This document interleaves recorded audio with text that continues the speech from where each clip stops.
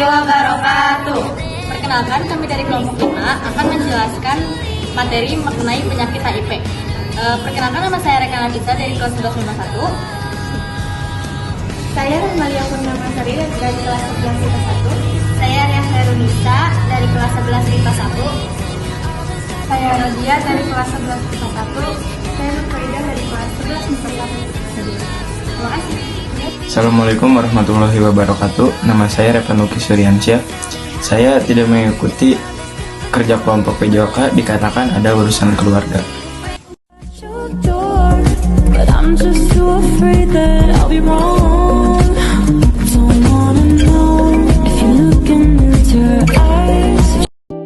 Saya di sini akan menjelaskan pengertian dari HIV. Human Immunodefficiency virus atau biasa disingkat dengan HIV adalah salah satu jenis virus yang dapat menyebabkan penyakit serius bagi penderitanya. Lantaran HIV adalah virus yang menyerang sistem kekebalan manusia. Virus ini menyerang salah satu sel di dalam sel darah putih, yaitu sel T atau sel CD4, di mana sel tersebut memiliki peran penting untuk menjaga imun tubuh dan memerangi infeksi yang masuk ke dalam tubuh. Di sini saya akan menjelaskan mengenai penyebab atau penularan HIV. Human Immunodefficiency virus atau lebih dikenal sebagai HIV adalah sejenis virus yang memiliki kemampuan untuk menyebabkan kondisi seseorang tidak stabil.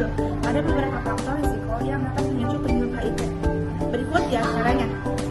1. Bergota dengan pasangan dalam melakukan hubungan seksual serta tidak menggunakan alat kontrasepsi. 2. Menggunakan jarum suntik yang telah dipakai oleh orang lain. 3. Menggunakan alat makan bersama-sama dengan penderita HIV. 4. Transfusi darah yang alatnya tidak steril. 5. Mengidap penyakit STD atau penyakit menular seksual lainnya. Tidak dapat dipungkiri bahwa saat ini masih terdapat banyak orang yang salah kaprah mengenai penularan HIV. Penyebaran HIV sebenarnya hanya dapat terjadi melalui kontak dengan cairan tubuh penderita, seperti darah, sperma, cairan vagina, cairan anus, serta ASI. HIV tidak dapat dilakukan melalui udara, air, keringat, air mata, air liur, gigitan nyamuk, ataupun sentuhan fisik. Di sini saya akan menjelaskan tentang pencegahan HIV. Berikut adalah beberapa cara yang dapat dilakukan untuk menghindari dan meminimalkan penularan HIV. Yang pertama, tidak melakukan hubungan seksual sebelum menikah. Yang kedua, tidak berganti-ganti pasangan seksual. Yang ketiga, menggunakan kondom saat berhubungan seksual. Yang keempat, menghindari penggunaan narkoba, terutama jenis suntik. Yang kelima, mendapatkan informasi yang benar terkait HIV, cara penularan, pencegahan, dan pengobatannya, terutama bagi. Di sini saya akan menjelaskan tentang tahapan penyakit HIV.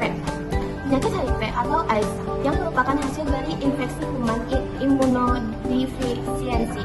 Virus biasanya menimbulkan gejala yang terbagi menjadi beberapa tahap tertentu dalam perkembangannya.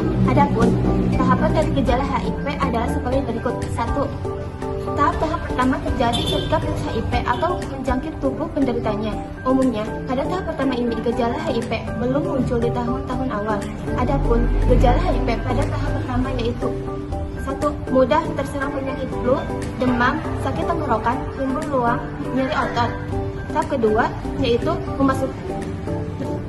yaitu gejala HIV yang timbul masih serupa dengan tahap pertama.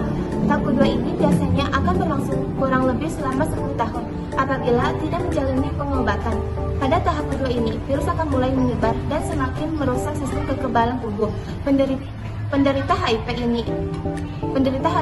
di tahap kedua juga sudah bisa menularkan virus ini kepada orang lain. Di tahap ketiga ini, infeksi HIV sudah semakin parah dan memasuki kondisi AIDS. Maka dari itu, beberapa gejala yang timbul di antaranya yaitu demam yang berkepanjangan, bahkan bisa sampai lebih dari 10 hari. Tubuh selalu merasa lemas dan tidak berdaya.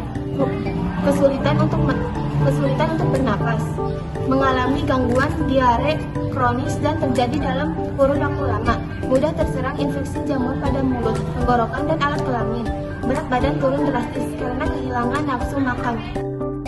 Saya akan menjelaskan tentang pengobatan HIV. Penderita yang telah terdiagnosis HIV harus segera mendapatkan pengobatan. Beberapa terapi antiretroviral ARV bekerja mencegah virus HIV bertambah banyak sehingga tidak menyerang sistem kekebalan tubuh. The way I did before, I know